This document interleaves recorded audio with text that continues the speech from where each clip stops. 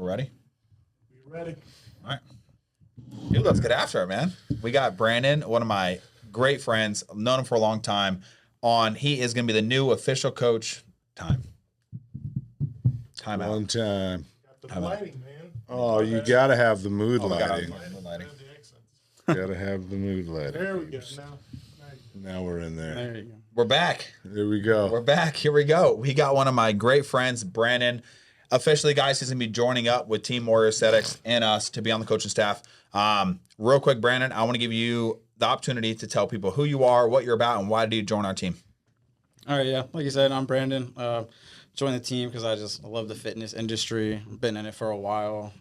Main training background came from military years ago. Ever since then, I got into basically training soldiers, into men, fat, into fit, et cetera, people facing, getting kicked out, and et cetera. And then when you just turn their career around, it's the same thing as turning somebody else into a pro or something, I guess. You get that type of satisfaction, completion. You help somebody achieve a goal on a different level, of course, but that's basically where it all started with training for me. Yeah, that's about it. So you've been doing this a long time, though. How long were you in the military for? Total of 8, 5 active, 3 guard, 1 deployment, specialized in PSD work. So. Gotcha. That's something you guys got in common. You guys did some military service. Oh, yeah. How much do you think it turns into, coaching? Because you guys were pretty much being coached all from basic training all the way up, and then you guys are probably coaching the people below you. Do you think that makes you guys a better coach and work with people? It's got to have some kind of effect, right?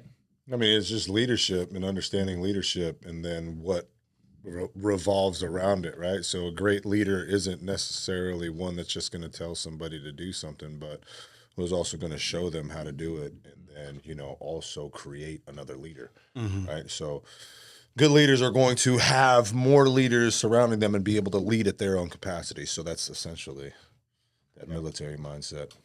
Just leadership, right? Yeah, the biggest thing I've ever learned from that is it's leadership, not likership. So your goal isn't to make everyone like you. If you lead them right, they'll respect you. And that's bigger than being friends with everyone. So, Absolutely. and that comes, I'm sure, with your guys' clients. At some point, you're not going to like me during this session, but it's because you need to get better. Yep. And some people's ceilings are higher and lower than others of what they're mentally capable to take. Right. If I keep driving someone into the ground, I'm just going to break them. Oh, So absolutely. you have to know your line, and that takes time. You can't just jump in on someone and lose them. So go back to basic training. Obviously, you were Army, you were Marines. Basic training, you guys get hammered. How many people did you guys see just didn't have what it takes and just drop out? Oh, instantly, 20 plus. I mean, it's called refuse to train. So. Right. So you think they just gave up, didn't want to train, they were just done? They mentally break. There was some people like that, yeah. Like you're training them, they just didn't want to do the push-ups. They just stopped. Well, that's before we were even training. Yeah. That's like the cadre when we're just nothing. You're still civilian / military. You have to make it through this to be vetted. So when they refuse to train, now they're starting their exit. So they were mentally broke before they even got started. Right. Yeah, so this one dude, he decided to what happened? We were at Grass Week. We were in Pendleton. Probably just got off the range, came back, went to shower, finished showering. We're all coming out, and then we don't know where this one guy, I can't remember his fucking name, might have been Green or something like that. This dude walks out just fully naked, just of the bathroom. You know what I mean? No care in the world, no give a fuck, towels nowhere to be seen, just walks out right in front of the fucking drill instructors. And the drill instructors like, what the fuck? So why did you do that? Because he was done. Was he pulling a side card? And he was just he wanted to pull that whole mental fucking. Got you. Yeah, Did that shit work? I mean, does it work? I mean, it's a great way to get attention. Yeah. That is the worst way to try to get out because now you have to answer all those psych questions. Yeah, and you're the hardest thing to come back from a psych determination put against you is to get it unproven against you because it's psych. So now everything above you is placed on you by your doctors and your previous actions. So now you have to say, oh, well, I was just acting. Well, they're going to diagnose that as a psych thing, and now you have to keep jumping through this psych loop till you can even vet yourself. So, wow, yeah, terrible road to put yourself in. Pretty retarded. Yeah, yeah. And so the next day, I had to watch this kid. Right, I was a guide, And so I'm sitting there, and they put him right by me, and then we're eating our food, right? This is like one of the first times we got an MRE. One of the first times. So we're sitting there. I'll open it. Obviously, we don't have time to heat it up, right? I can't remember what I got. I got some fucking bullshit. This dude got, I can't remember, but he had like vanilla pudding powder. He had vanilla pudding powder. This guy's black, okay? The fucking drill instructor walks up, grabs his vanilla pudding powder. Like, what the fuck you got here, boy? You know what I mean? And he fucking grabs it, cuts it open, and then pours it all over him. The powder? Yeah. Yeah, push him. Yeah, just all, we're sitting here. It's fucking Indian style, hanging out all in the line. Everybody, you know, in our ranks and every shit, everybody's eating their food. And this guy is now a powdered donut. Now, why do you think he did that to him, though? You think he was trying to get him to get out of there, or do you think he was trying to just push him because he showed weakness? I think he was pushing him because he showed weakness, and he's being a little bitch. Right? So it's not the best part, though. They knew his name day one. Yeah. And then the drill instructor goes, okay, well, you know. We're gonna push and this guy, what is he? This guy was like from Barbados or some shit like that, another black dude. And he goes, okay, well, you know, I think there's still more to go. And I'm like, what? And he grabs the dude's canteen and then pours that on. It makes him a pudding. Yeah, and just like all over him, dude. Yeah. It was a very interesting thing, but yeah, you don't want to go out like that, dude. You want to be able to go all the way through, make it through. You know what I'm saying? Tough it out. Yeah. So I mean, you know, I think it's a fun. It's a you cool never know. topic. I think it's a cool topic to talk about because There's a lot of interesting military stuff that can come out of. Yeah. Well, I I think think interesting memories. I think it's mindset. You know, like I think mindset. There's a big difference between your mindset and his mindset, right? 100%, absolutely. If I'm gonna fight somebody, let's just say hypothetically, I'm gonna fight somebody, and I see some big ass guy, and I cower like a bitch, like just like the guy did. He kind of showed weakness, right? Now you're gonna be bullied your entire time. But if he would have just not done that, he wouldn't have had the same. So what if he what if he saw a dude, right? Big ass guy, went to go fight him, but then he came around the corner looking like a powdered donut. How would that make the other guy feel? I don't know. That's true. I don't know. We haven't tested it yet. So we don't know whether or not he was on to something.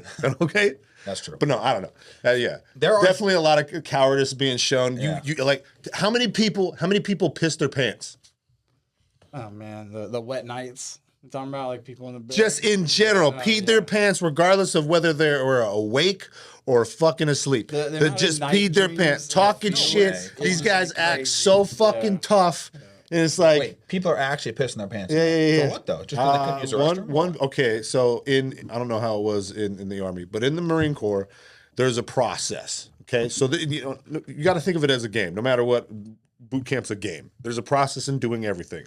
I have to ask the drill instructor, right? for anything. For every and anything, right? So the first thing I got to do is proper greeting of the day. Good morning, sir. Recruit, whatever the fuck, Nahali would like permission to speak to drill instructor, staff sergeant, BB. And he's like, okay. Or if they had a rank, senior drill instructor, staff sergeant, BB. You know, like junior instructor or whatever. And so you have to go through this. And they're like, okay, what the fuck do you want? This recruit requests permission to make a head call, sir. And they can tell you fucking no.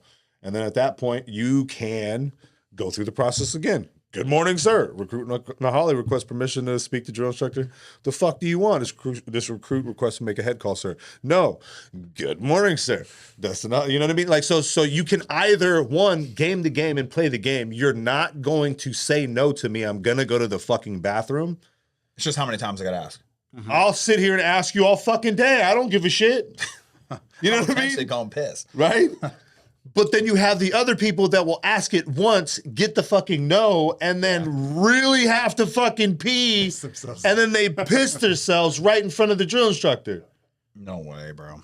No way. Yes. How many hours are we talking about? Like, my But dog then can that's a hold it for mistake 14 because they're gonna hours. make you stay in it. Now you're in it. Now you're fucking doing jumping jacks. You're fucking. God now, forbid you guys now do you're like a fucked, battle dude. buddy- a Like battle all buddy you activity. had to do was. However many of you, I didn't give a fuck. I'd be like, good morning, sir. Recruit Nahali. No, get the fuck out of here, Nahali. You ain't doing this. Good morning, sir. Recruit Nahali request permission to speak to drill instructor. Get the fuck out of here, Nahali. Good morning, sir. Yeah. I don't give a fuck. I'm going piss. Like, you're gonna tell me, like, I get it, it's a game, right? You gotta tell me yes, but you never said that I can't be annoying, okay? You know that's part of the game, all right? I get to be annoying to you. Did he ever say if you say it again, you're gonna do jumping jacks? I don't give a fuck. I would. Good morning, sir. What if he's like, all right, one more time, Nolly, you're going for a run? This recruit request permission to make a head call, sir. No. Good morning, sir. I don't give a fuck. How many times did it take for you to go? I mean, it really depends. They knew that I knew the game, so Yeah, that was it. they were already like, okay, get the fuck out of here now. You want to go take a piss? Go. Yeah. But then you have those people that just can't get through it, and they stumble over their words, or they just have problems talking to an authority figure. Oh my god, dude. Yeah. And then you got to hold your 2 ID cards. Oh yeah. I've always been hard of hearing. So we're sitting there, and there's a whole fucking line of like 100 of us like this, and I go, "Hey, what hand did they say? Left or right for license?" And I'm like, "Yo, seriously? What hand? Shut up!" I'm like, try my left side. Yeah. I try this Hey, guy. Which hand? And then fucking sitting there crying, and I'm like, "Oh my god!" It's like, all right, 50-50. We're sitting there. Female drill sergeant on the line too. She's coming down, and then are you fucking retarded? Oh, I should have known you're from fucking Florida. Throws my shit across the yard. I look at her and I go, 50-50. She slaps the other one out of the other end. Then she goes, "What are you smiling at?" "Nothing, ma'am." Mistake number 2. "You really must be fucking stupid. Do I look like a fucking lieutenant? What the fuck is this?" Yeah. Oh, man. So she smokes me. They know me day one. That was just great. Yeah. Jesus. Perfect. Yeah. But also, I knew the game. So I was like, my bad. Don't look me in the eye. Roger looks at her chest. Don't look there either. Roger Just looks at the sky. Can't win. She starts laughing. I'm like, oh fuck. I don't want you to yell at for your feet now, too. So let's just look to Jesus. Yeah. Boot camp must have been tough, man. Interesting times. Must have been tough, but you guys made it through. Yeah, it's fun. I want to get on something, man. You know, what made Brandon who he is today, man? Like, give us a rundown. What made Brandon? Why did he go in the military? Why did you get out? Why are you guys? Brandon's been wanting to join this team for how many years now? A couple. At least 4 years, 4 years. So give us a little breakdown of your life, man. So, I guess what shaped me into this would definitely be the leaders that were presented before me. A couple. My staff sergeant Wes, he basically, raised me from a private all the way up to the youngest leader in our unit to the lowest ranked leader with the highest team privilege. So I was a specialist around minimum time with an alpha team. I was in charge of a staff sergeant and a sergeant who were incompetent. I was also on SRT and like PSD team. So I had a lot of things where I would help people lead and kind of push from the front, like Dustin was bringing up. I was front point man on door team. So that means we hit this room, I come in first. There's no flinch, there's no stop. You stop in the door, you die. Pretty much. So just being built with that type of attack first mentality, there's really just nothing I won't try to charge head on or fix or do if I'm really passionate about it. But I'm losing my voice and getting sick. All right. But and then war, of course, deployments shape people. They definitely made me a lot harder in a lot of aspects in life. I think that's about it. Yeah. I mean, going back to that, man, you say you kick in the door, you run in there. I think there's something to be said of like, do you think you had some fear in you when you kick in the door? So now, yes. Like, Dustin probably realizes this, coming from not having a family to now being a family man, to the actions that you first saw for you. You almost embodied it with a warrior spirit, kind of like what y'all do with the team. I didn't really think about that. I think about it now. I think about it would I approach, SWAT tactics or PSD tactics the same, with the head first, attack first, I don't know. So it's definitely interesting. I probably would do the same, but, I'd probably just these days hold more defensive points rather than force the enemy to come to you rather than me come to them. So Yeah. if you're going to sit in here, I'm going to blow the room up. I'm not going to come in here. Yeah. But I think there's something to be said about like fear, I think that there has to be a sense of fear, but then you have to have the balls to just push through it. Like there's a lot of times in my life, bro, where I would just be fearful, but I have no other choice than to do it. So I take out that, like you had no other choice but to go fucking forward. So you just forget about it. Right. And there's definitely something to be said about that. What do you got on that subject? Fear. I mean, well, you guys already know what I always say is freaking, the only way through the fire is forward. Mm-hmm. You know what I mean? Fear's made up. Fear's all in your head. It's your belief. It's you don't know what's around the corner. That's all it is. And then I believe that's what anxiety is, right? But now we're all roping it into something different. But fear, it drives you. It's something that, you want to continue to keep at bay. So you do things in order to be less fearful. One of the things that we like to do is freaking work out, right? I mean, some people were bullied, right? And then coming here to the gym and doing stuff like this is them getting over that fear. Some people were bullied and then went into the military or did went into the police force, and then took out some anger on some other people that they shouldn't have. But fear. The only way through the fire is forward. It's the only thing that you can do. Continue to test yourself. Get over it. Mindset is the biggest thing. If you can control your mind, you can control a lot of things. Yeah. So, yeah. I think that men, unfortunately, we can't really let fear control us. There's a lot of situations that men go through. If a 6'4" guy comes up and grabs my fucking girl, I might be a little fucking anxiety, be like, damn, this guy's big, but guess what? I'm swinging and I'm going to town, regardless if I get knocked out. You're not touching my girl. So I think men get in that position a lot, man. The fear takes over, but you have to just push through it. Even when I used to go squat fucking 6 plates on the bar, dude, I'd be fearful. I'm not gonna lie. I know I might die. Because I would never have a spotter.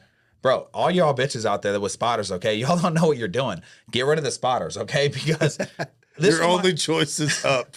That's it. You didn't even have the half bars? Dude, I would never have a fucking spotter. And I would not have bars, bro. You know why? Because I have no other choice but to get it up. If I don't get it up, I'm gonna fucking die. So all y'all with spotters, man, you're messing up. All I got is a plan A. Yeah. There's no plan B. Trust me, I've done to failure with 4 or 5 keys, but with bar. You go to bar and you fail, and then I'll figure this out in a second.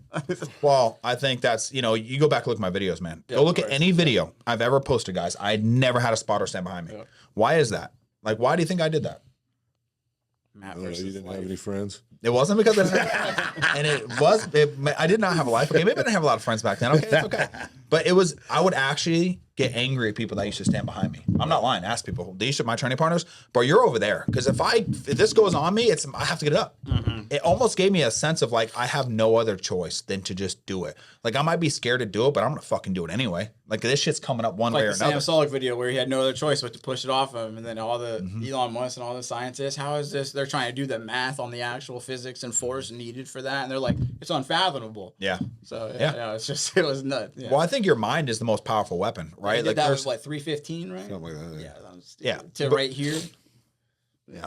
Your mind controlled it though. Yeah. your mind is going to tell the body where to go. Abdomen sit up. Yeah. I didn't see that video, so I can't really relate. I don't know what you guys are talking about. You've seen it though. You know what I'm talking about? Yeah. So what happened?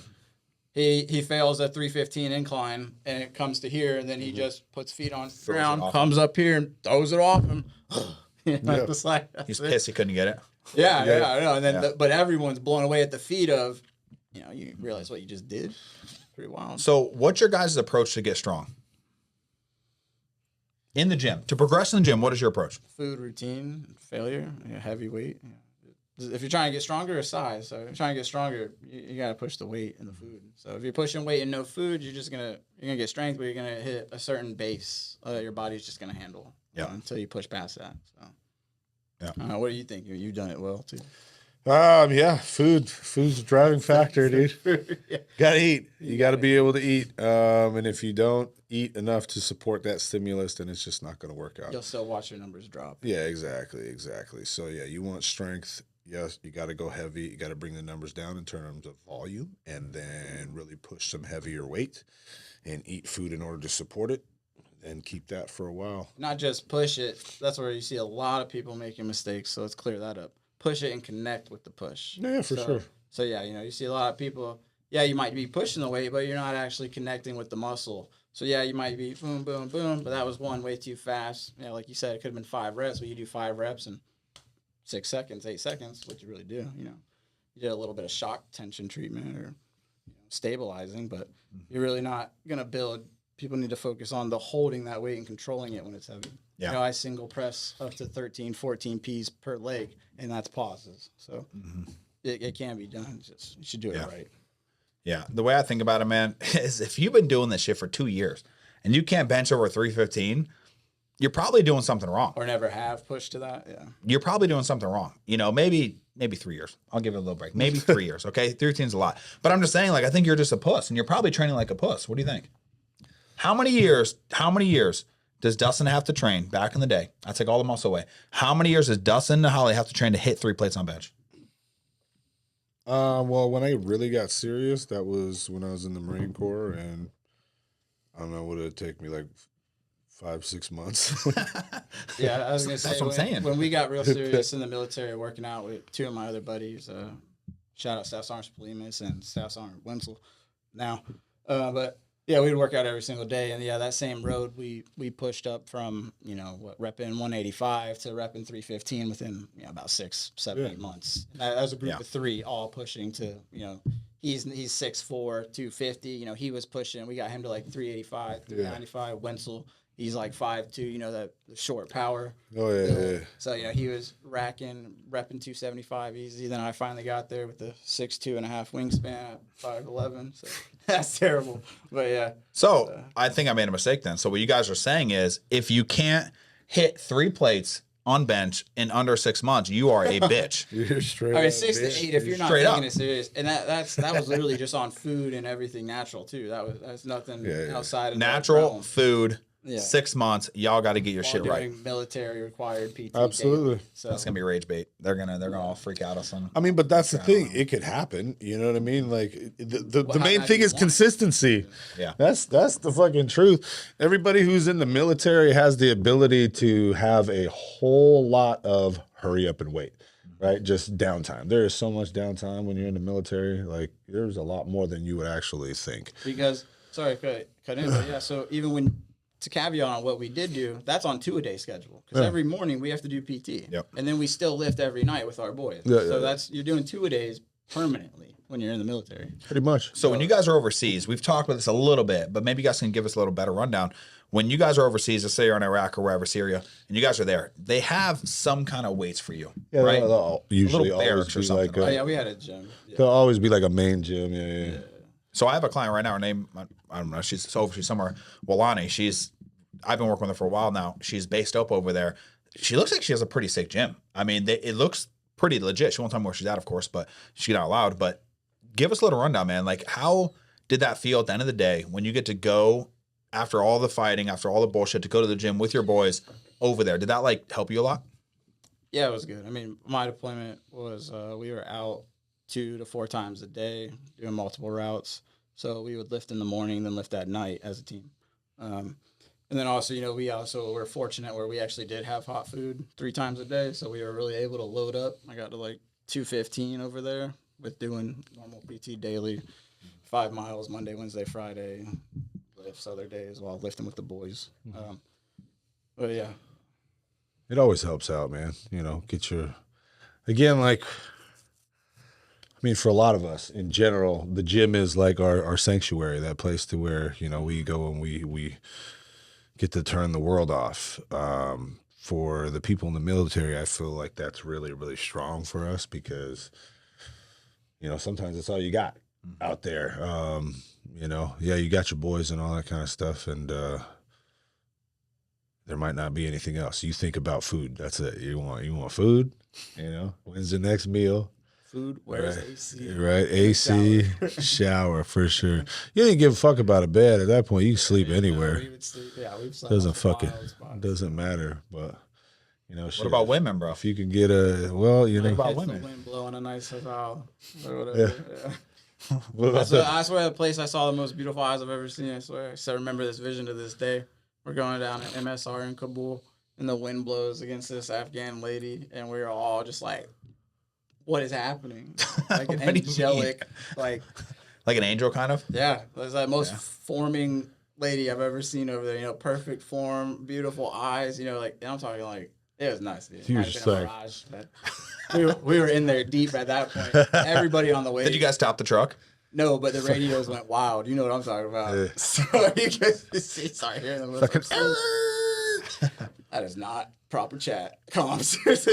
Comms. Now, what happens if are you allowed to stop the truck and be like, "Hey, yo, what's up? Like, No. here's my number." You're crazy. No? We're in the middle of combat zone. We're not stepping out. Our But she's cute though. What if it was worth it? Our code is literally death before dismount. I'm not kidding. We're not So it wasn't getting an out of the option. truck unless someone dies. You didn't holler at her though, No. like through the window. No. No, windows don't roll down. Was it just a you and her thing, or was like the whole group and her? Whole thing? convoy saw. I Oh, told you the whole chat went wild. We're in a 4-truck deep convoy. It's my squad. I'm leading squad. I'm always front truck, which is another thing I came to find out later on. I had a staff sergeant bagging in Delta truck because she didn't want to be up front. You know exactly Because why. that's the landmines and everything, right? Yeah. You were And first fucking I in. never really cared because I was like, you don't know how to do land nav anyway. You've already put us on black routes. I fucking know how to do land nav. So yeah, that was another thing. Damn. But at the end of the day, you know, you come in and I try to explain this to people. When I used to go to the gym, I got to say, it's not like that anymore. I don't know why. I think it's because I'm so busy and I'm getting older. But when I was all the way up probably till like 30 years old, the gym was like Disney World to me. Like, you know, when you go home on Christmas or whatever, you're like, hey, kids, we're going to Disney World. They get that excitement. That's how I got going to the gym every day. Like every day. And why the fuck would I want to go out of town? I'll go to the gym. Like I get a better satisfaction going to the gym than I go. I'm having fun over here with my boys. So is that kind of the same feeling you guys get when you guys go to the gym? Do you still get that now? I still get that now. Yeah. Yeah. Yeah, It's like, it's oh, like fuck you're on Serenity to an extent. Yeah. I thought I was going to be like that forever. I truly thought that. I'm like, there's no way, The bro. drive comes and goes, 100%. Yeah. It's just never gone for me. I've had waves. You know? Yeah. And I think it's because I'm so invested in it now. Like I obviously I coach. I mean, it's our whole life, dude. Yeah. It's our whole life. I feel like that's why, you know. But I'm glad to hear you guys still got it, you know. Yeah. But here's the thing. And this is why discipline is so important. Even though I don't have that drive to go, I still go 5-6 days a week. Oh, yeah. I've never not gone 5-6 days a week in my entire life, and I will always go, no matter what. Doesn't matter what it is. And I think discipline. the days you wake up you don't want to go are the days that you need to win. Mm-hmm. So you need to take that personal, look at yourself, and be like, why? Why don't you want to go? Being a bitch? That's basically what it's going to sum down to. If you look at all the things, reasons, why? Tired. All right, well, that goes over the bitch side. Sore. Yeah. Slides right over there as well. You know, it's far. No, slide that over there. You know, it's all your excuses. Food. Well, eat, then go. You can check them all off. I feel like people make way too many excuses. What do you guys have to say to the people that just make way too many excuses? Well, Bro, their dog doesn't feel good, so guess what? I have to sit here and watch the dog all day. What do you have to say to those Most of people? that is it's their anxiety, the performance anxiety around other people doing something you've never done. It's the same thing if I were to go be a welder. I'm gonna be slightly nervous day one, but you know what? I'm gonna see it through, learn from the person you're with. And who cares about everyone else laying perfect beats? It's the same thing if you've never squatted and that dude's been squatting for 10 years. Why are you comparing yourself to a pro? It's your day one. Work on the fundamentals. Who cares how much weight is on there? If someone in the gym is judging you for your weight, that person's in the gym for the wrong reasons. Yeah. And like we know about the proper gym community, Joey Swole, gym police, all that, don't bully, fat people. I see fat people in the gym. I say, hey, what's up? Good job. You're killing it, Awesome. Give them motivation. I met an elderly man in Amped years ago. He's a little overweight. He's lost weight over the years, and I joked with him one time. I was like, "What are we on the same cycle? We're here every day saying hello and goodbye, same timed workout. Like, you a comp, so, yeah, it's cool." What do you got on that? What's the topic?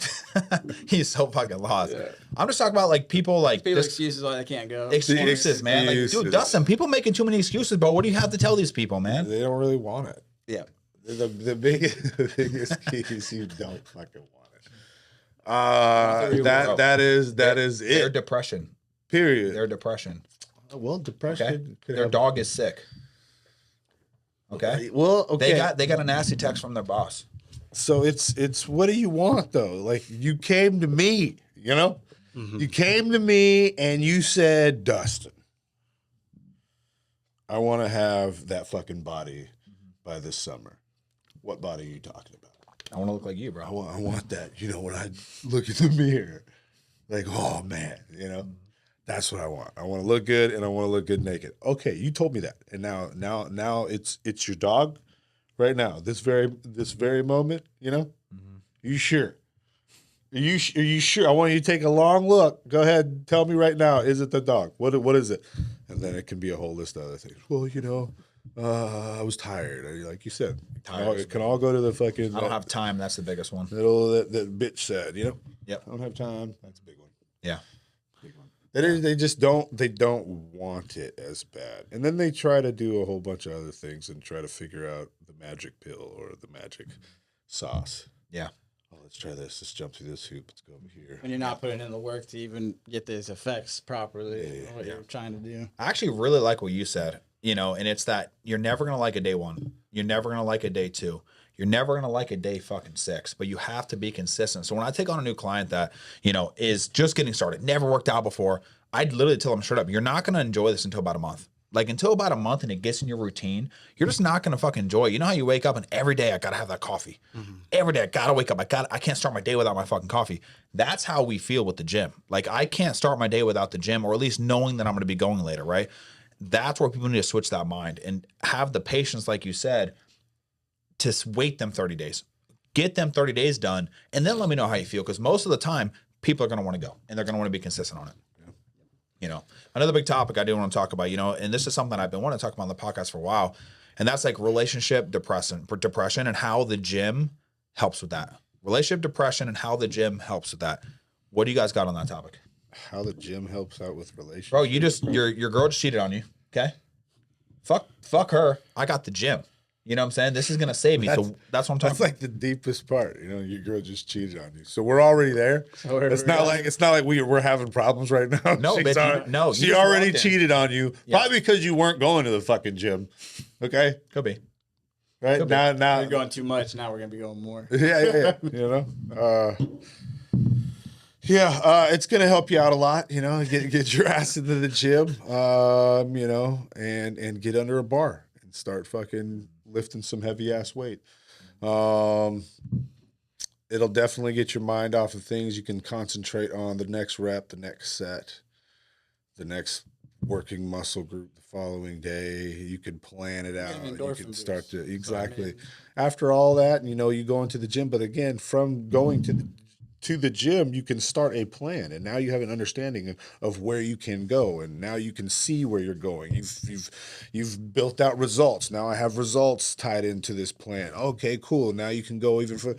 Well, if you got to the gym, something like that happened, because it can definitely help out, because you can go to a full entire circle in terms of getting better, getting healthier for yourself, figuring out a way to build a plan to then set you up for success and getting your mind off of things, but then self-development. So it could be a huge benefit. Gotcha. What do you got? It pretty much covered it. Like I said, the important thing with that is going to be your endorphin reset by going and putting in work. So you go from depressed to feeling a little better, and then food. So Food. Yeah. I mean, you know, I would say, I'm not lying, guys, probably 20 pounds of muscle on this frame is from depression. Guys, hey, take your fucking motivation for how you take it, right? Like, I've been messed over a lot, right? And every time the gym helped me so much, which I know it helps a lot of people, man. A lot of people are going through a lot of hard relationship struggles.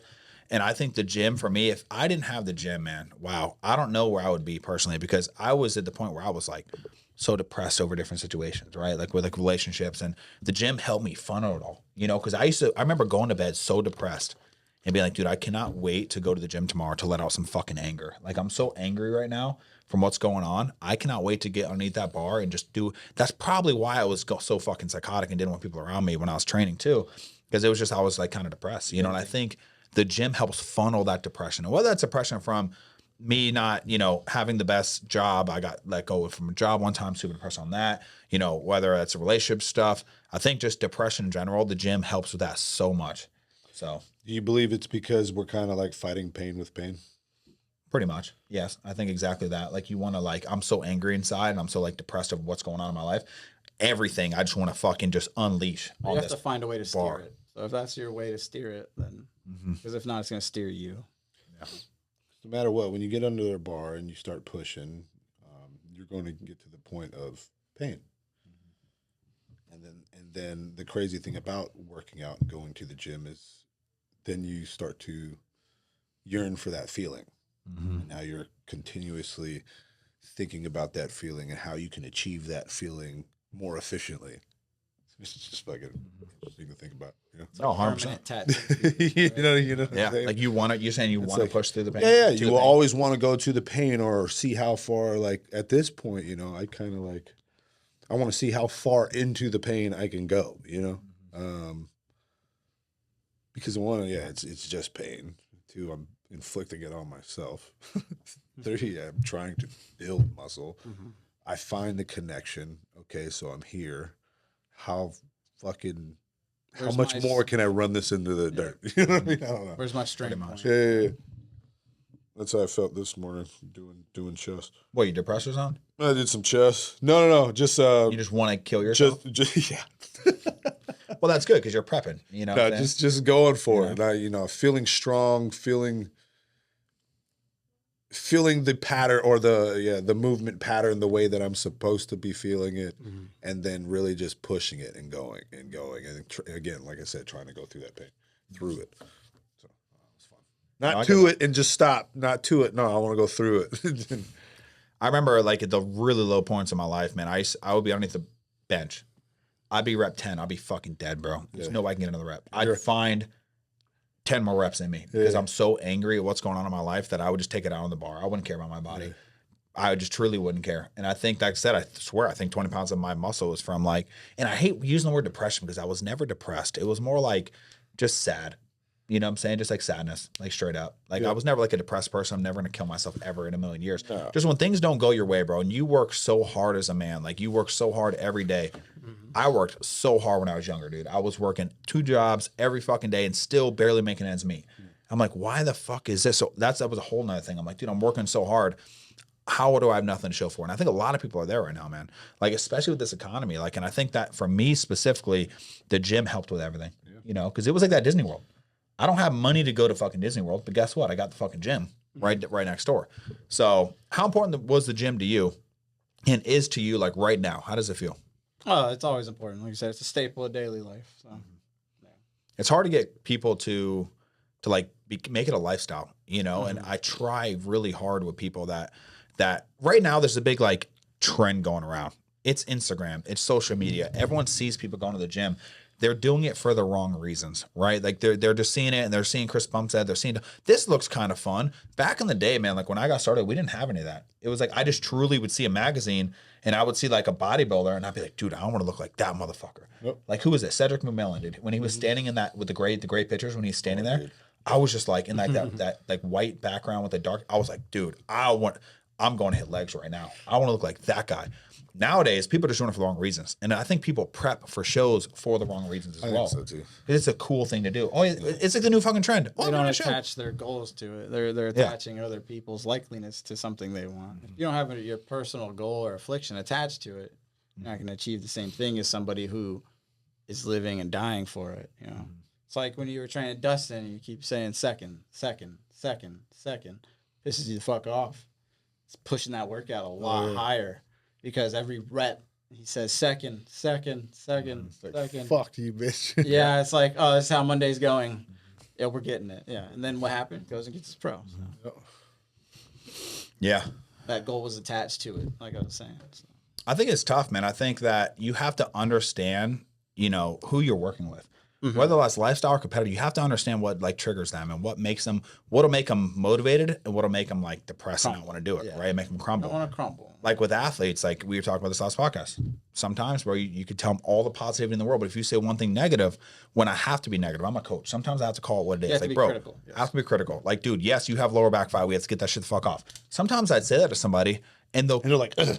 I have lower. What do you audacity. mean? Like, do you think I'm gonna be ready? Am I not gonna be ready? And like that's the thing, you know. Spiral, They'll spiral their fucking head, and I think it comes down to it's temperament in the person, right? Everyone's different. You got to learn how to coach them. So, what is your style on training lifestyle clients now that you've done the military, you've done everything? If somebody comes to you to get started, what are you gonna tell them? Basically an evaluation. So I'm going to get to know them, their personality. I also have a background in psych in college, so it helps me with reading people and speaking to people very tactfully. And And basically, the first workout's going to let me know exactly how I can push you. So, because I'm going to test. Test the options, what we can do, where we're at, how you respond. You know, like some of the girls you train, they respond well, some of them don't. Mm-hmm. So, you just kind of have to kite in that. It's almost like mentoring children to an extent, but everyone's inner child, you'll see when they want to quit. So you have to know how to deal with that. And everyone's different. Some people will quit right away, some people won't. So, do you think it's how you're raised? Do you think that makes a 100%, difference? Yes. You think so? Well, I wouldn't say raising. It's not raised. It's going to come with how they were raised, yes, in part. But the other part of that is what life threw at them and what they had to walk through to the point where you meet them. So that's a big shaping factor because everybody could walk through a different avenues. We could all go to the military, but everyone's going to be different. So same thing with trainers. Everybody can train, but everyone's going to be different. So yeah. I was gonna say, you can't really train that, right? The high effort, high output. You have to unlock it. You have to unlock it, but then some people just have it. You know what I mean? Like, they come from sports or competitive. You can't say it's how you're raised or whatever. It's genetic because it's there are some that it is, but like. I mean, everybody's different. Like, your kids are different. You know what I mean? Like, I would say there's certain things about Naomi that are like, okay, cool. But then you look at Kiana, I'm like, yeah, this motherfucker's nuts. Like, different. So I don't know. I would say that Kiana probably has got it. Yep. And it's so funny you say that. So you guys know I coach a lot of kids. Yeah. I coach a lot of kids. Yeah.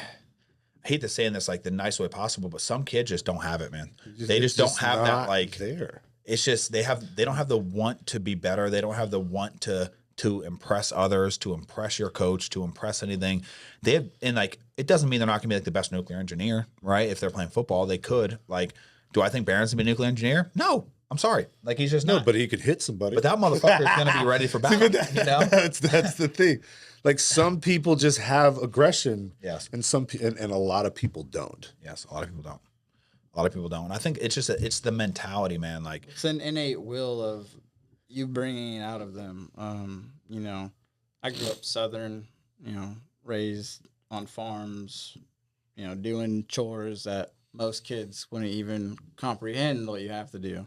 And I do this all the way growing up through high school. So, sure, there's a horse or a house party or something going on, but then we got a horse colic and no one's at the house because my aunt's off taking care of someone else's animals. So now I got to tend to horses, stuff like that kind of shapes people's will, and you learn and understand what you need to be doing and what you don't. You place these things on. But when people come from everything given to them, a house bestowed, games, food, etc., you kind of create a soft environment to where now you have people that can't accept conflict, can't accept criticism in masses, can't even speak concisely about something that they're upset about.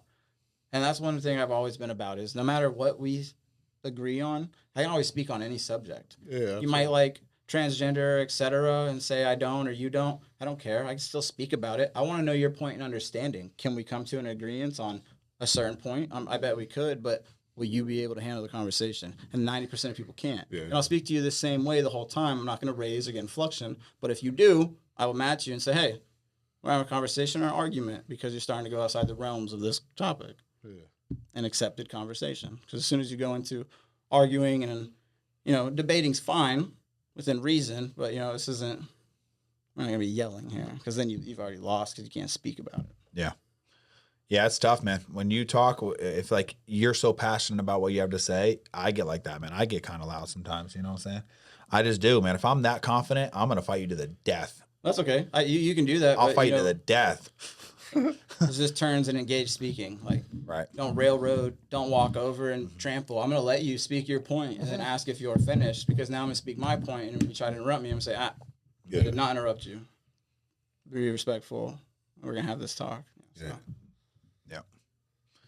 Yeah. I mean, it's tough. It's tough to speak. And we were kind of talking about this before. Like, we were talking about like the military and how I don't know if I would have been like the best military person because if I know something's true and even if it's not true, and I think that way, I will fight you on it. And that's why, like, if you were a staff sergeant, I was below you, right? You have power over me, right? Technically. because you're ranked higher. So what you say kind of goes, right? I mean, to an extent, yeah. To an extent. But I don't know if I'd be able to listen to a fucking dumbass, telling me something that I know for sure isn't like that. And I think that's why I was, I got fired from my one job when I was younger because of that, because like I really thought I was like the best server, bro. I used to serve tables. You can't tell me how to serve tables, man, because for one, I'm the best here. Okay. I'm the best there fucking is. I break all the fucking records. Okay. Every day I'm outselling every server by 2. So you can't tell me a single thing, even though he's my boss. I didn't care. I'm like, you can't tell me how to do my job because I am the best of the fuck I do. And that's where my problem is, And we were talking about this, and Chris John actually, give him a little shout out there. Chris John kind of called me on my bullshit on that, right? Because he was like, and I thought about this after the podcast. He said, you're like super cocky. When you speak, you're super cocky. You're calm, arrogant. You think you know everything. It's not that I think I know everything. It's that when you become so good at something, you are so confident in what you're saying because you truly believe it, right? If you're a painter and you come in and you say, nope, this is about this exact amount, and I'm trying to argue with you on painting, like, no, it's probably this. You're like, no, dude, like I've been doing this for a long time. This is what it is. You speak with confidence and like you guys said, leadership. You speak with leadership. So it's not that like I ever mean to come off like cocky. It's just I'm so confident what I say now in this thing, serving tables. When I was serving tables, I'm so fucking confident that it's kind of tough to deal with sometimes, probably, and it probably does come off that way. What do you think? I mean, possibly. You're specialized in anything, people will take that for cockiness because they can't accept your level of Knowledge on the subject. Exactly. Because your understanding can be way higher than theirs. And I've even had this in school because, I've taken a lot of wild subclasses. It's like microbiology, just psychological research, how you do all these things and list them in order, etc. So yeah, like I can speak on a lot of pretty higher level things you wouldn't even think I know about. And then people will come off par or da da da da. I'm like, well, no, that's wrong. So it's wild. How do you guys approach things that are difficult? Like what though? Like if it's a difficult task, if it's something really difficult, man, you're about to fucking fight this big monster, bro. You know it's gonna be big. You know it's gonna suck. How do you guys approach that? Something that's difficult. You have a huge task. You know you got to sit down for 5 hours and do it. How do you guys approach that? If it needs to be accomplished, it just has to be accomplished. If it's not priority, then it doesn't need to be accomplished. But if it's a task that needs to be priority, it will be accomplished. It's just that simple. So it's not that it's difficult, it's that it has to be done. So you take the difficulty off to it. And like I said, place it in a priority. So what do you got on that? How do you approach things that are difficult? That's it, dude. You sit down, analyze, plan, fucking execute. You got to weigh your priorities and non-priorities and what has to become done. Right. I think it's looking at difficult, like you got to look at it differently. You know what I'm saying? It's not that it's difficult. It's just that exactly what you said, man. It's something that just has to get done and you're not going to make excuses. A lot of people go into they're trying to, you're about to get a fucking hour leg workout with Dustin. You know it's going to suck. Yeah, but so it's like you're approaching it with the right mindset. What did you do to make that more difficult? What could you have done to make it less? That's the way I try to do it. So yeah. So yeah, you bitching about it is making it more difficult. So yeah, I just know it's coming. Yeah. So I tried, I got to tell like Danny, like I worked out with Danny this morning and shit, who else? Emily's another one. So I'm doing legs with like Emily. We're like, all right, come on, let's go over here and let's do this. She's like, I'm like, look, you got to stop approaching shit like that. You know what I mean? Fucking huffing and puffing wherever we're going. How about, come on, let's get a little cheery. Like, put a smile on. Let's go to this next one. As you get your ass kicked, come on. I think that's what it is, man. I think it's approaching those difficult things. Yeah. Like you love it. Fucking smile. Do it like you love it because it's going to make it a lot easier, That's like what we were talking about earlier, playing the game. Like we're full of false motivation. Yeah. That is bred into us. For sure. So even when it would rain, I'd be the one jumping in puddles and everyone would be freaking out. And I'm like, what's wrong with you? Yeah. Like, yeah. It's raining. Who cares if I'm getting everyone wet? You understand? Yeah. When I was younger, man, we used to have football days, right? Dude, they would be fucking treacherous, man. I would leave the first couple practices. 2 days in the summer. It would be once a day, but it'd be like 3 hours, 2.5 hour practices, right? And full pads, whatever. I'd be so sore the next day. For 10 years, 11 years, I'd be taking ibuprofen just to go to bed. Oh, yeah. But sometimes it would rain, right? Sometimes it would rain. And you'd have half the team that like are tippy-toeing out in the rain. And the other half sliding. Half the coach, people are sliding. What the coach would do is he'd say, you know what? I want everyone to lay down. And I want you to roll over 3 times and then get back up. Yep. and get the fuck over it. And I think that's where like maybe my mentality kind of, I was just switched, bro. Like, because it is what it is. Like, it's going to be a difficult day. It's it raining. sucks. It is what it is. You're going to roll around in it first, get the difficult done. Yeah. And then go back to fucking practice, And I do the same thing now. Oh yeah, no. So yeah, it brings me to this. So in the Marine Corps, military in general, you just go through bullshit, right?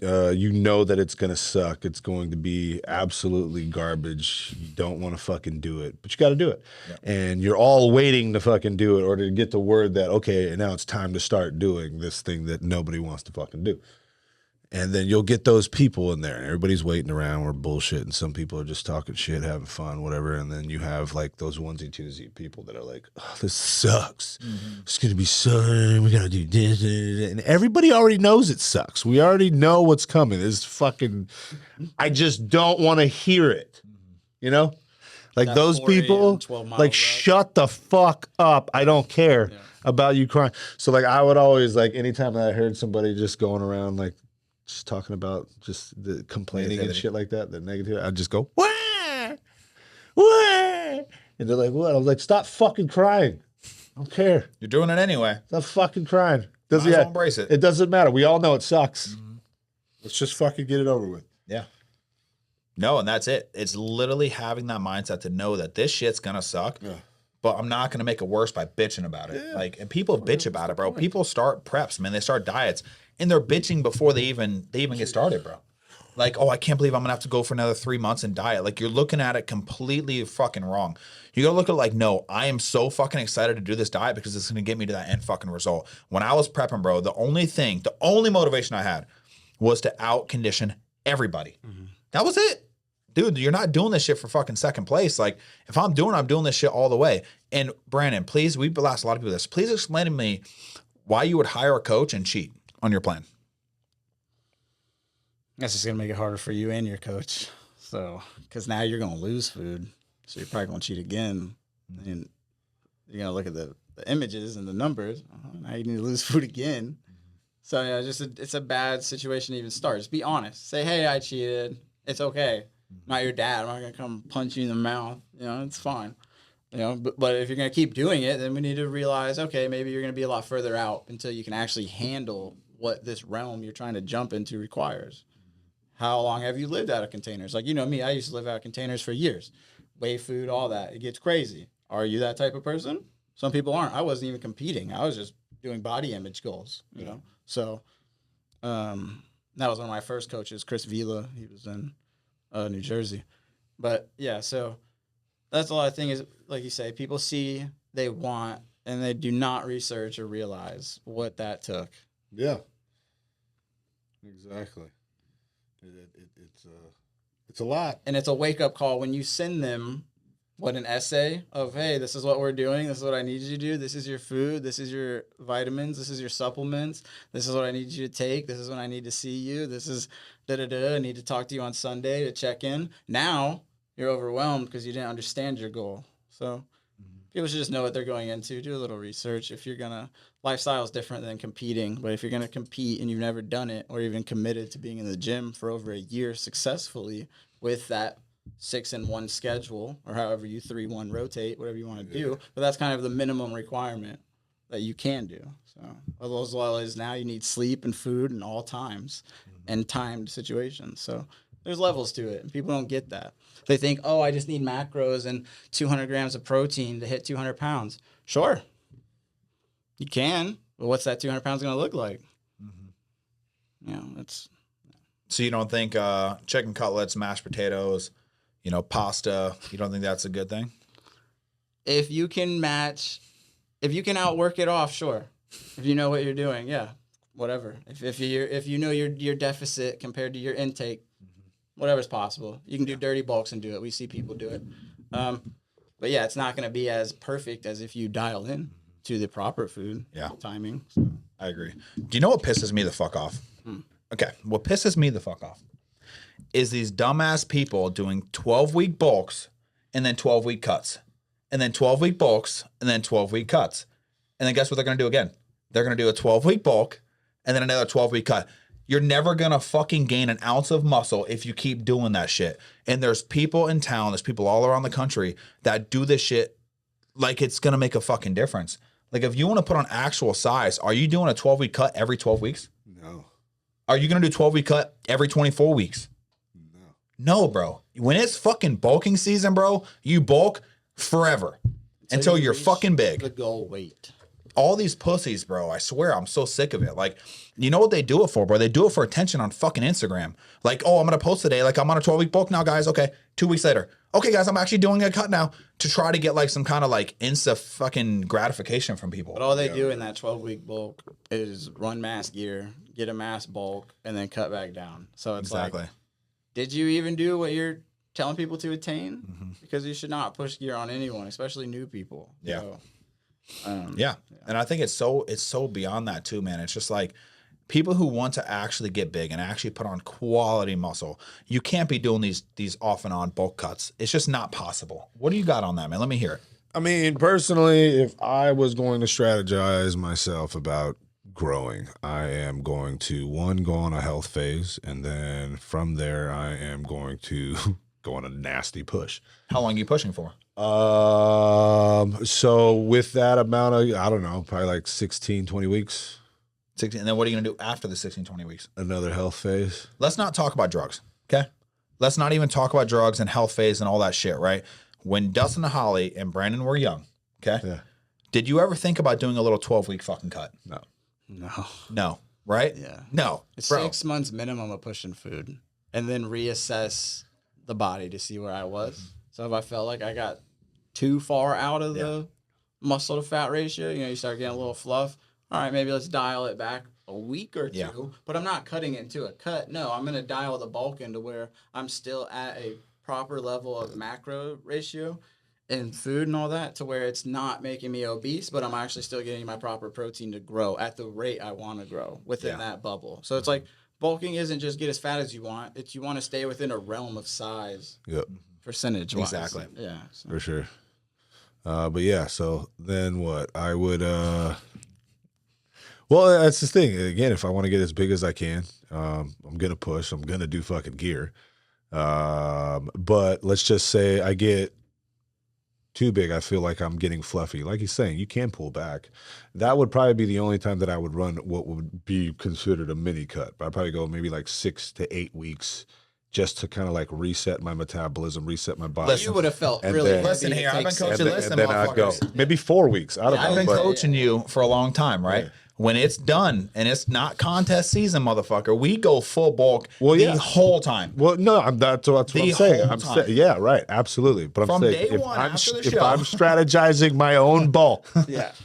that's how I would do it. I mean, yeah, I would continue my bulk forever, but again, like Forever. if I get to a point to where I'm like, you know what, I want to cut down a little bit, I'll do like a 6 Well, let's say you do and reach- then I'll go right back to it. I'm not getting stage lean. I just Yes. getting to a point of let's get my body back primed for response Yes, for growth. yes, And exactly. then I'm gonna grow again. Do you feel like it's a disservice to yourself on growing if you're doing a 12-week bulk and then another 12-week cut and trying to get a six-pack again? I think so. Do you think it's I don't. unbeneficial to you? I Take don't- out the drugs. I don't think that you're going to yield. If you had zero drugs or things to back that up, absolutely, I think you're going to yield no. It's going to like weigh itself out. It's not going to. I think if they've never lifted, they're just going to make a strong base and the trainer's going to claim that that's what they've done. But it's like, well, that, you just did 6 months in the gym. 6 months in the gym is going to make anyone a proper base, shoulder base, back with decent legs. You're going to see now the base we have to work with and what can grow. Yeah. But yeah, like you said, if you're just bulking and cutting and you've also never gymmed before, so you're doing this with a new client, no. Pick your goal. Why are you flip-flopping within 6 months between big and small? Right. So You know what I think we got to look at? We got to look at who the best and the best were and what they did. Okay. Jay Cutler. I was just gonna say Jay Cutler because I met Jay him and Cutler. spoke with him. Motherfucker. Yeah. Okay. He chased Ronnie Coleman for a long time. Right. Right. I've never seen Jay Cutler, okay, after the Olympia, go on there and say, guys, I'm doing a mini cut. Okay. Definitely not. That motherfucker, bro, will be 350 in the fucking off season. Hey, like And he would be 600 eating. eggs. 10 meals a day, bro, to catch Ronnie Coleman. And do you think he thought for a second to do a little fucking mini cut? Absolutely not. People are only doing these mini cuts, bro, because of insta gratification. Yeah. That's it. Yep. So if people want to know how far Jay took this, I met him when I was manager of Vitamin Shop. I also have a lot of supplement knowledge experience as well, if anyone has questions. But when I met Jay, I had one question for him. How big did you take it? Could you run? Because, you know, you're doing cardio. What are you doing? So, you know, so I asked him, and I believe he said around 320 to 340. And I said, could you run? He goes, I could barely fucking walk. So for anyone wanting to push to goals at that level, there's your answer. Mm-hmm. And also, another question I asked him was, all right, so the caveat off that, what did you do when you're on the shows and stuff? And he's gone on podcasts, spoke about this now and stuff. But he was one of the only bodybuilders to actually live on liquid shakes throughout showtime. No solids, no nothing. 6 shakes for the show, and that's it during show. Talk about brutal liquid diet, right? Wow. Think you could do it? Man. Yeah. I don't know. You think that was true, though? Did you think he wasn't just spitballing? No, he's not spitballing. Jay. Okay, so what I think that they used to do back in the day. Because he's even spoke on this before. You can look it up. So. Now, would they take like chicken and rice? I've heard of that. Chicken rice and then blend it up and just chug the chicken and rice. So that as well. And was that what he was doing? Shakes, yeah. So yeah. I assume all types of either whole food into liquids or anything. Because he says the food becomes a task at their level. Yeah, it's tough. You know, a lot of them die eating. People don't understand. A lot of them choking down food because trying to gulp it with water and then big dude down. Sad. big dude down. He said big dude down. You know, you're 260 and you die to 6 ounces of chicken and rice. Imagine. Dude. It'd fucking suck. That'd be horrible. It's like how Steve Irwin went, battles everything, and it's a stingray. Can you imagine? Yeah. Wow. Yeah. I mean, you know, sometimes that chicken can be dry, bro. The guy I'm thinking about also had a lady who cooked all his food, and she Tell literally... me you ain't never choked on chicken. You know it. Fried chicken and rice out of the skillet. For sure, dude. You're like, what the fuck? Almost I think I've choked on every chicken and rice meal I've eaten in prep, bro. Yeah. That shit's gross. Oh, during prep with dry, like no oil, no seasoning, just straight chicken. Just chicken. Why do you guys think I do fish so much? You know, people always get like fish is you got to get good fish now because farm fish is such a problem that now what you're putting into your body could actually be worse than the protein benefits you're possibly claiming, because a lot of fish quality isn't even the protein it says on it. You got to look at the quality and the actual grade levels for what it's gonna be. So Kamal, where does Kamal live? Where does he go back to? It's Kuwait. Kuwait or Qatar? I don't know. I think it's Kuwait. So we talked to him off podcast. We were like, hey man, you know, is there a difference in food here? He said, dude, when I come here, I gain 7 to 10 pounds. Yeah. Eating the same food, same ounces, I gain 7 to 10 pounds of like water. Yeah. Isn't that crazy? So over there, bro, they just got a bunch of chickens running around. They got real shit. They got real food. That's people are shocked to hear this, but I haven't eaten like fast food since I was in Germany because of that. I came back and just couldn't switch. So in Germany, it's like the ingredients in French fries are 2 things. You know, you have your salt and you have potato. In America, you have like 63 to 70 ingredients of all additives, GMOs, hormones. This is why now you see people's children who are younger looking much older and more developed. It's because they're pumping the hormones in all the foods, and people resort more to fast food over mom and dad quality, also because of the implications of economy, survivability, jobs, wealth, etc. So yeah, you're going to resort to these more fast and inclined services. But so you don't eat no chicken nuggets then? No, you see it when I eat with you. Matt takes me to these things, and I'm like, what are you getting? Nothing. But the only place I will eat is Chick-fil-A, and I won't even eat there anymore. Like I said, that's my place I'll go to bulk. Panera, I really won't eat there either because it's just operation out of Cisco trucks.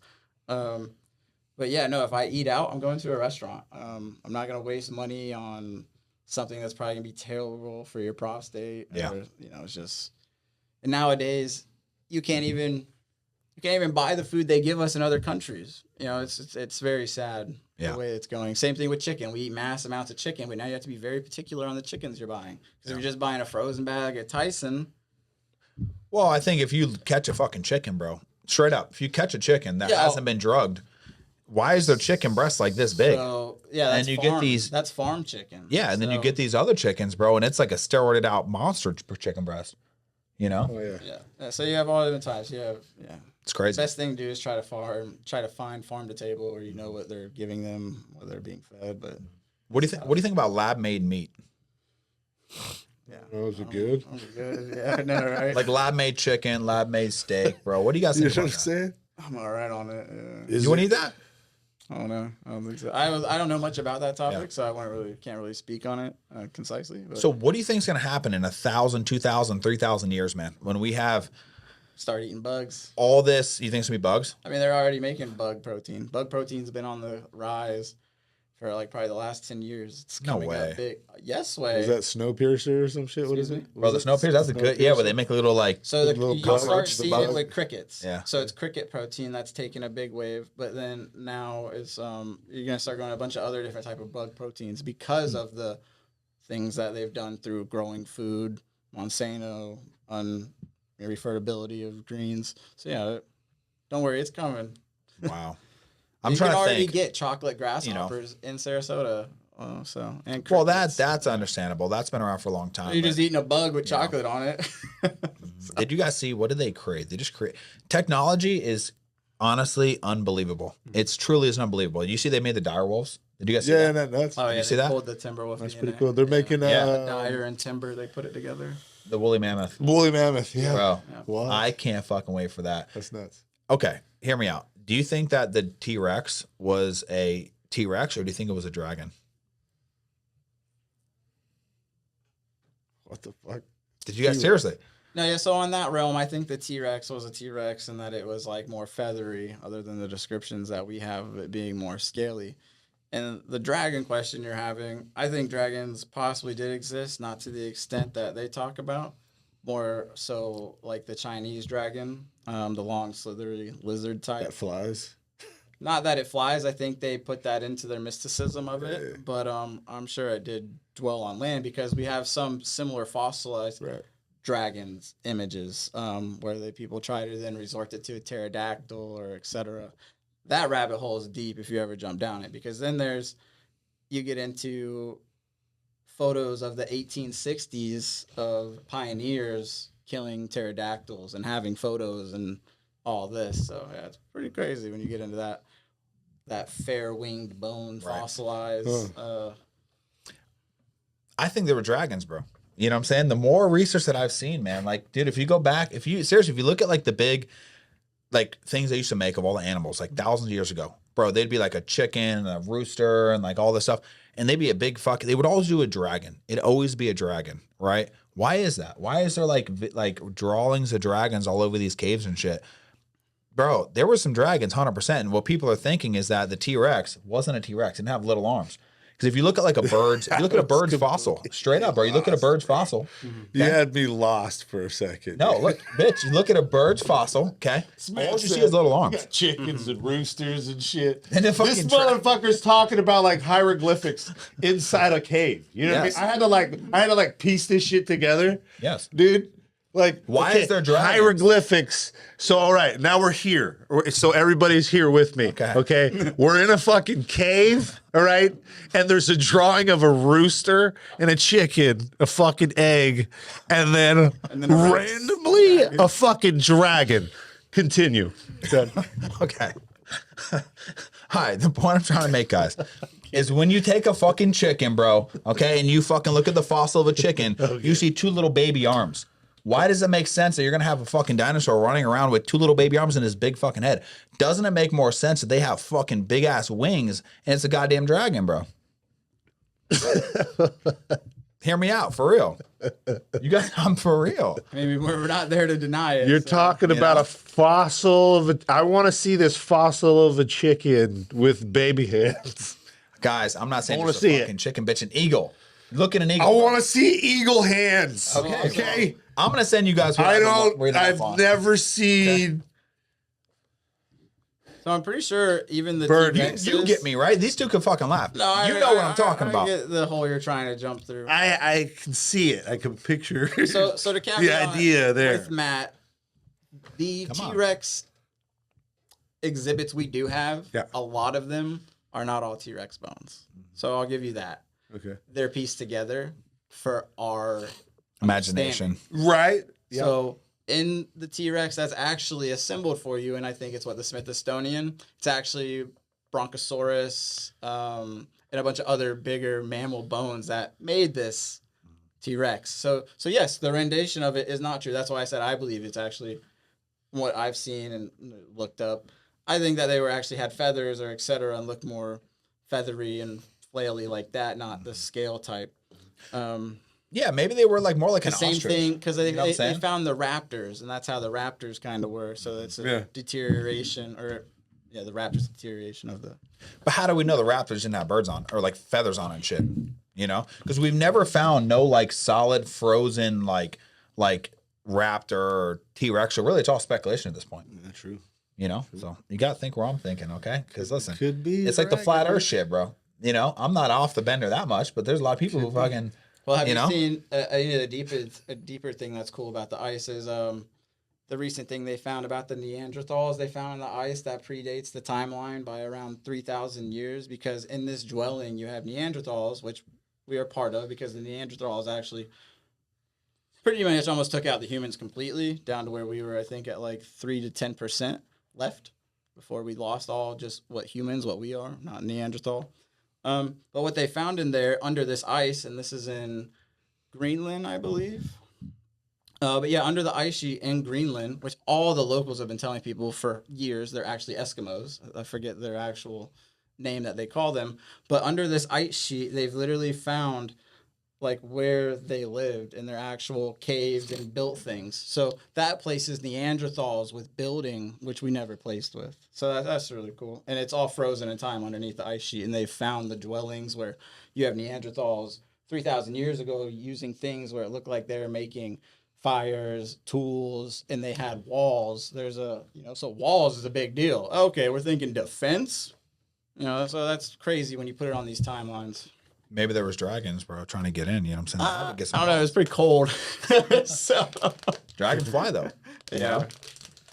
They're gonna I don't look. think it they go there though. If it's like a bird, you gotta think they're gonna do the same thing birds do and fly north or change its seasons. So. So since we're on the subject, what do you think's going on in like the North Pole? Like what do you pyramid think? stuff? No, what do you think's going on in the ice, man? In like you're not allowed Antarctica. to go there because it's a government treaty between all the countries who don't get along equally in rights of war or politics, but they all come to terms with not letting any of us there. Yep. So like when you go there, there's that straight up information warships alone- that don't allow you to go to certain parts of Antarctica. Why is that? Oh, well, I can't tell you because we're not allowed there. But you can do all the research for yourself and look at what has Google done to take away from imaging on Antarctica, what's now blocked and covered, and you can follow those holes on your own. But yeah, it's crazy. It's What if who we knows? took a Possibly. boat over there? Just go boat? find out. Yeah. You can't. You'll get stopped immediately. Why is that? Give us your thoughts. It's obviously something that they don't want us to see. What do you think it could be? Godzilla. Well, have you Could heard? be. Straight up, bro. Straight the fuck up. Godzilla If there's up there, fucking dude. dragons with some that look like T-Rexes, but it could be fucking Godzilla, bro. 100%. I agree. What do you think? I don't think you want to know what I think. Yeah, I do want to know. You think? Let's hear it. I think it's something we can't really comprehend. I don't quite know. The information that I've looked into, I don't know if it's real or not. No one does because, of course, the powers that be aren't going to let us know. But you can take the declaration of Admiral Byrd, a famous admiral in the military. He went there on the expedition. Have you guys heard of this? No, I know. I've heard of the name, so I think we've talked about it before. Yeah. So, anyways, Admiral Byrd took an expedition of around 5,000 to 10,000 men or whatnot out to Antarctica for a expedition. Just doing expeditions. We're not supposed to have casualties or anything, but they get attacked and lose a lot of men and a lot of men. And then on Admiral Byrd's deathbed, he releases a diary that says while he flew over the North Pole, basically it's a hole. And then it took him inner. And then this is where, believe it or not, I don't know. Basically, he says he went into the inner city and then spoke with whatever these people were, inner Earth people, whatever you want to believe. I don't know. I don't know how far this would be true or what. Like avatars or something. Yeah, I don't know. I don't know if there's stuff in there, but there is big ass holes that go deep in there. So that part can be true. because that's the things that Google takes away from your ability to see, and the government for your ability to go and access. So, yeah, something's definitely there. Not all the countries just up and willy-nilly decide to have a peace act after Hitler goes there and finds something, and then we follow him there. And then now everyone wants to declare this a exploration zone for all the nations who will never... Yeah, so definitely a secret there amongst nations. Who knows what it is? It could just be resources or an ancient civilization under the ice. Who knows? It could be that simple, that they don't want us to taint it. But what I do know is that the Russians have already tainted it, because the drilling that they do in the lake, where they're finding all these new organisms and, you know, pieces of metal. So in the lake actually is where we found some of these new pieces to our periodic table, these metals from the stars, basically. Some of these new alloys and stuff we pull out of this water because, one, it's been untouched for so long, and whatever can come in there, they've been able to pull out. So Antarctica brings us a bunch of new and cool stuff all the time. Yeah. Definitely to science. Right. It's all fresh. Why we can't be there? Who knows? That rabbit hole takes you down two or three paths. You can either believe in what Admiral Byrd said, that there is holes there, which Google is covering. It's all blurred out. And then now they recently just covered the big one in California off the coast that people have been talking about. It's like 3,000 meters deep, and it's a giant fucking door opening, almost like... I think I've seen that one. Yeah, so Google just covered that up because people have been sparking about it. So is there stuff in our waters? I don't know. That's what they keep telling us. So, Like Atlantis type shit. who knows? And the theory on Atlantis is where that location is it's basically, you know, have you seen it? The 3 circles around the mountains where they say it's located. If we could pull it up, I'll show you. But basically, it's off the coast. I forget which country it is. But yeah, it's controlled by all these terror groups now, so you can't even go in there and do like the LiDAR stuff. If you were, they would just kill you. Oh, shit. So it's funny how anything you want to research is kind of purposely stonewalled in all these. Yeah. Right. But what the locals there say is when you sift the sand, it's full of gold. That's crazy. So, yeah. And I'm talking chunks, like pieces. So, Damn. yeah. The evidence is out there. They just don't want people to get to it. My most recent deep dive would be what is in Egypt. Have you seen that? The GPR? Oh, my Jesus. Right. Yeah, that's going to be fun. You know, It's going to be fun. They're not going to let you get any more information on it. It's done. No, you think it's up forever? So you talking about the LiDAR, when they You LiDAR won't the whole find thing? out any more information on Egypt until Mr. Azari, or I'm probably saying his name wrong. The Egypt guy? Yes, the head of Egypt Egyptology, or Egyptian, Yeah. whatever he is. Yeah.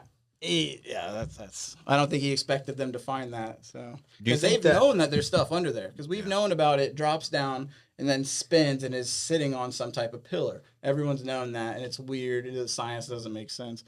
But now with it going, what is it, 2,000 meters deep? Dude, it's like as long as like the Twin Towers, bro. Yeah. Like the Eiffel Tower. Yeah, Deep. Yeah, so it's insane. And then there's also like something that it's in the bottom of it. Yeah. So it's like some type of cube or something, like a sarcophagi. Like, what's in that? Right. You know what I would love to do I is don't know how they got down there. well, they LiDAR. Straight up. They LiDAR the whole Well, fucking no. thing. How did the Egyptians? Find out about that before. No. How was it built? It's Bitch, two- it wasn't Egyptians, bro. What do you mean? It's aliens, 100%. Yeah. There's no way in hell it was. There's no way, bro. Come on. You're crazy. Anyone who thinks that we did that shit, how many years ago was the pyramid? So if you believe that, 10,000 years ago? So now you know, if you believe that, you have to believe in the Great Resets. So then, Indians believe this is the third reset. So Yeah. Well, it's tough, right? we're over here worried about chicken and rice, bro. Yeah. You know what I'm saying? Yeah, and eggs. Because you have what took out the Mayans, the Nephilim, and then where we are. That's 2. So Well, we know for sure there was the meteor that killed everything. That's what they supposedly Yeah. killed the dinosaurs. And then there was the water. like Gulf of Mexico meteor, Right. what we're talking about. It's just, just the meteor. It's this Allegedly, big. it's so mile out of space or something. Yeah, well, you But- could see it. You could see like the big Yeah. imprint of it. Oh yeah. And the second one was water, right? The world got flooded with water. Am I not mistaken? The flood. The flood that flooded. So that was 2.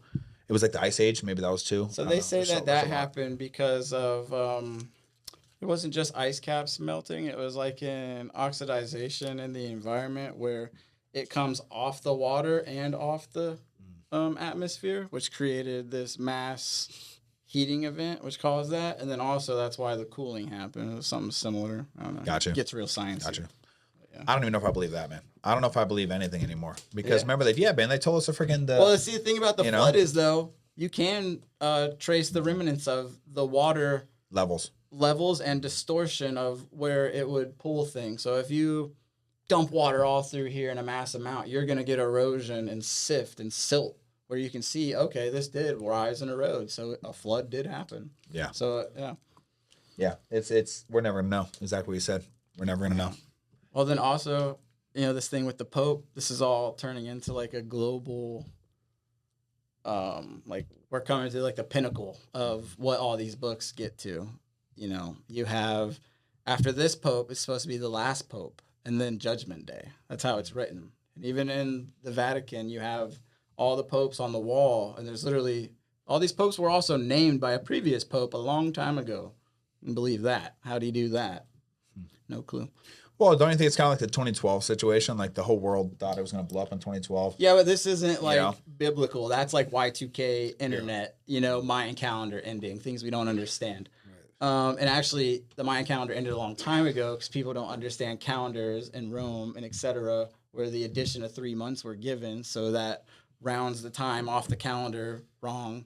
Or there's a bunch of things with calendars and days that you can change. The reason April Fool's Day is because the Romans changed it because it used to be the beginning of the year. But with the introduction of the new months, if you believe April Fool's was Fool's Day, or April Fool's was the first of the year, you were a fool. That's the origination of Fool's Day. Yeah. Damn. You know the origination of Friday the 13th? Yeah, Michael Myers, bro. Or Michael Myers and No. Freddy. No, absolutely wrong. Do you know? Jason. No. Friday the 13th is Yeah, Jason. No. So Friday the 13th Like, he comes knows from... all the horror. movies. Oh, okay. Okay, so the actual date and its legacy comes from the execution of the Templars on Friday the 13th, where the Pope and the king at the time declared the Templars as excommunicated from the church because the Templars had too much power and the church wanted to concise and control power. So They whacked him. labeled the Templars, etc., of the church and killed them in public on the 13th. So that's where that comes from as a grim day. Damn. Yep. What do you think about guillotines? Like wrestling. Should or we like bring back cutting your head guillotines? off? Yeah, cutting your head off. No, I think we should have firing squads though. You think? Like if we touch a kid, like we should. No, firing just squad it? in general, you should still have it. It's gonna. People have come. They've just lost respect, and you see it every day because there's no repercussion. Half the time, depending on where you live, you can't even get police to respond to you nowadays. Yeah. You know, if you're in a bad crime area, we're lucky we live in nice areas, but that's not the same case for everywhere I've lived. Yeah. So, some places you call cops, you're better off getting your gun yourself. So, Yeah. Last question for you, man. What do you think about loyalty? loyalty. Yes. Loyalty is the biggest thing, because I'd rather have like loyalty than love, because love can fade or go away, but someone will always be loyal to you. It's just like the best way I can embody what loyalty means is a dog you raised. So that dog's always gonna be loyal to you, you know, as long as you're good to it. That's the most purest form of loyalty. So. Yep. 100%. That's why I'm raising Mr. Bo. You know, be loyal to me forever. But anyway, man, I think that's about time. That was a good one. Went off track there a little bit, but I really wanted to just let people know who Brandon is. Welcome to the team, man. He is going to be doing lifestyle competitors, lifestyle people want to get in shape, Yep. and then We got one-on-one competitor training. coming. He's Yep. like 8 months to a year, depends. Ethan, if you're watching this, it's up to you. So Yep. let's get it. And then one-on-one training in Sarasota. And we have the best team, the best trainers in town, 100%, guys. So make sure you hit Brandon up. Love you guys so much, man. First of all, thank you so much for watching this podcast. We've been hearing, bro, I'd be walking around the freaking, who the heck come up to me today? Lady I used to know, she's like, oh my God, you're one about the natties. Like, I was just dying laughing. Like, and she just ran up to tell me that. It's like, it's getting out there, guys. I appreciate you. I love you guys. What do you got, man? Close us off. You know, always like, subscribe, hit the bell notification so you know when we're posting more of these videos. Go ahead and hit a comment. You know, we like to see those comments. They help us out with the algorithm. Again, thank you very much for tuning into this episode. We love you. Much love, many blessings. We'll see you on the next one. Let's get it.